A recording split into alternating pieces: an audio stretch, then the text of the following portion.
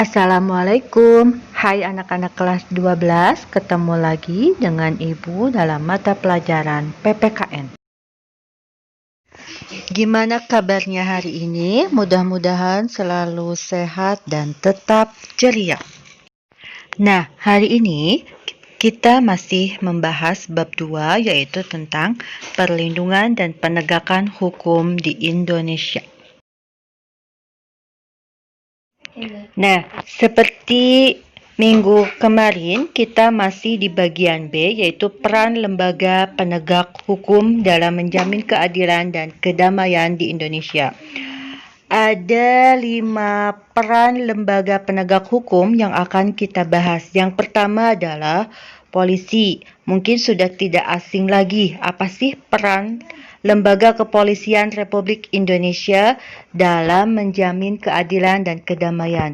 Kemudian yang kedua adalah peran kejaksaan. Yang ketiga, peran lembaga hakim.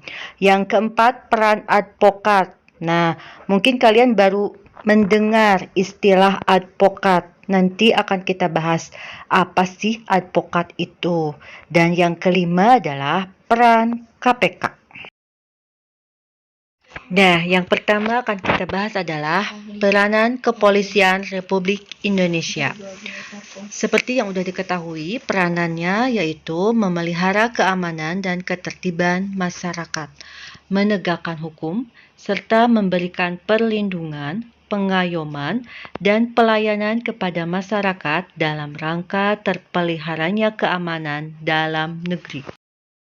Selanjutnya, kita akan membahas apa saja yang menjadi kewenangan kepolisian. Yang pertama, melakukan penangkapan.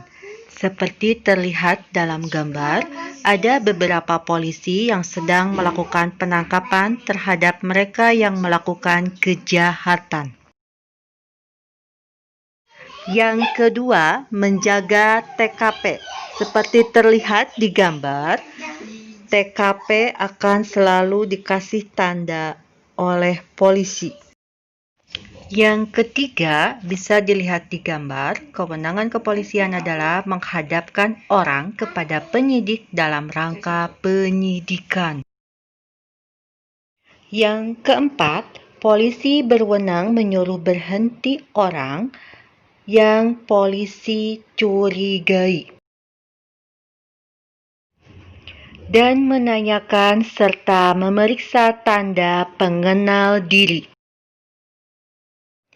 Kemudian, tindakan penyelidikan dan penyidikan yang dilakukan oleh polisi harus dilaksanakan dengan memenuhi syarat-syarat sebagai berikut. Yang pertama, tidak bertentangan dengan suatu aturan hukum. Yang kedua, selaras dengan kewajiban hukum yang mengharuskan tindakan tersebut dilakukan. Yang ketiga, harus patut, masuk akal, dan termasuk dalam lingkungan jabatannya. Yang keempat, pertimbangan yang layak berdasarkan keadaan yang memaksa. Dan terakhir, pastinya adalah menghormati hak asasi manusia.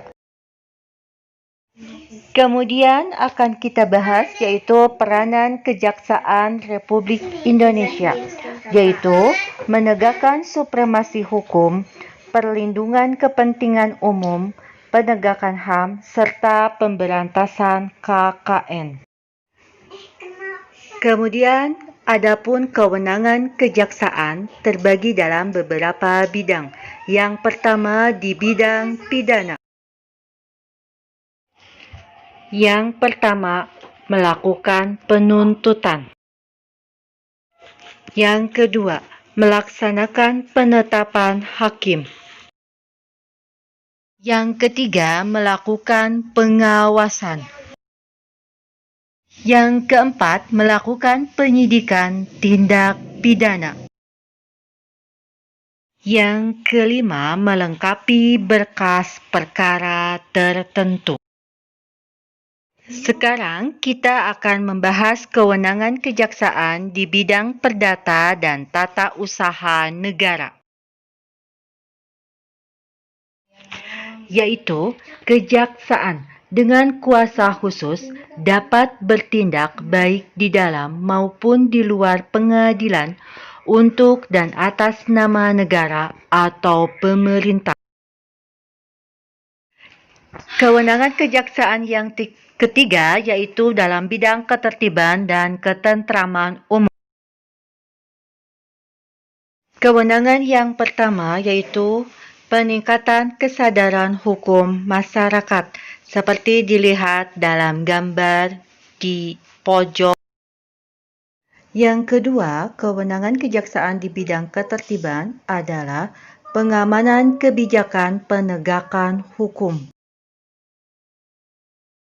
Yang ketiga, berwenang mengawasi peredaran barang cetakan. Yang keempat, kejaksaan juga berwenang mengawasi aliran kepercayaan masyarakat. Sekarang peranan lembaga ketiga, yaitu peranan kehakiman di Indonesia. Peranan kehakiman di Indonesia sebagai penegak keadilan dengan serangkaian tindakan untuk menerima, memeriksa, dan memutuskan perkara hukum berdasarkan ketentuan perundang-undangan. Sekarang kita akan membahas klasifikasi hakim di Indonesia. Klasifikasi pertama yaitu hakim pada Mahkamah Agung yang disebut dengan Hakim Agung. Klasifikasi kedua yaitu hakim pada badan peradilan yang berada di bawah Mahkamah Agung, yaitu dalam lingkungan peradilan umum, lingkungan peradilan agama, lingkungan peradilan militer, lingkungan peradilan tata usaha negara, dan hakim pada peradilan khusus yang berada dalam lingkungan peradilan tersebut. Yang ketiga, hakim pada Mahkamah Konstitusi yang disebut dengan Hakim Konstitusi. Nah, sekarang kita akan membahas peranan advokat dalam penegakan hukum. Advokat adalah orang yang memberi jasa hukum berupa konsultasi hukum, bantuan hukum, menjalankan kuasa, mewakili, membela, mendampingi, dan melakukan tindakan hukum demi tegaknya keadilan. Jadi, intinya adalah advokat itu orang yang memberikan konsultasi hukum bagi mereka yang membutuhkannya, atau bisa disebut sebagai pengacara. Nah, adapun yang menjadi hak seorang advokat. 1. Bebas mengeluarkan pendapat atau pernyataan dalam membela perkara di dalam sidang pengadilan. 2. Tidak dapat dituntut baik secara perdata maupun pidana dalam menjalankan tugas profesinya. 3. Memperoleh informasi, data, dan dokumen lainnya baik dari instansi pemerintah maupun pihak lain. 4. Berhak atas kerahasiaan hubungannya dengan klien. 5. Tidak dapat diidentikan dengan kliennya dalam membela perkara klien oleh pihak wewenang dan atau masyarakat. Nah, kalau ada hak pasti ada kewajiban. Sekarang yang akan kita bahas adalah kewajiban advokat. 1. Dilarang membedakan perlakuan terhadap klien berdasarkan unsur gender dan sara. 2. Wajib merahasiakan segala sesuatu yang diketahui dan diperoleh dari kliennya. 3. Dilarang memegang jabatan lain yang bertentangan dengan kepentingan tugas dan martabat profesinya. Sekarang kita akan bahas peranan lembaga penegakan hukum yang kelima, yaitu KPK. Adapun peranan Komisi Pemberantasan Korupsi adalah mengatasi, menanggulangi, dan memberantas korupsi dengan cara 1. Koordinasi dengan instansi yang berwenang. 2. Supervisi terhadap instansi yang berwenang. 3. Penyelidikan, penyidikan, dan penuntutan. 4. Tindakan pencegahan TPK. 5. Monitoring terhadap penyelenggaraan pemerintahan negara. Sekarang kita akan bahas wewenang KPK. 1. Mengordinasikan penyelidikan, penyidikan, dan penuntutan TPK. 2. Menetapkan sistem pelaporan dalam kegiatan pemberantasan TPK. 3. Meminta informasi tentang kegiatan pemberantasan TPK kepada instansi terkait. 4. Melaksanakan dengan mendapat atau pertemuan dengan instansi yang berwenang melakukan pemberantasan TPK.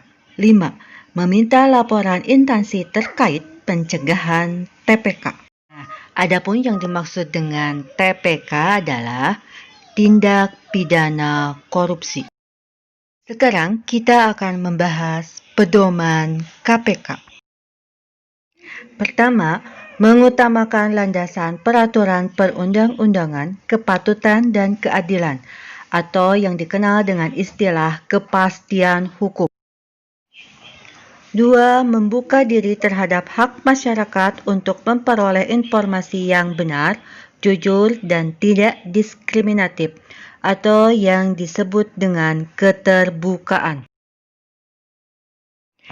3. Setiap kegiatan dan hasil akhir kegiatan KPK harus dapat dipertanggungjawabkan, atau yang dikenal dengan istilah akuntabilitas. 4. Mendahulukan kesejahteraan umum dengan cara aspiratif, akomodatif, dan selektif, atau yang dikenal dengan istilah kepentingan umum. Yang kelima, mengutamakan keseimbangan antara tugas, wewenang, tanggung jawab, dan kewajiban KPK, atau yang dikenal dengan istilah proporsionalitas. Nah, sekian video pembelajaran sederhana dari Ibu. Terima kasih atas perhatiannya. Mohon maaf kalau ada kekurangan. Wassalamualaikum warahmatullahi wabarakatuh.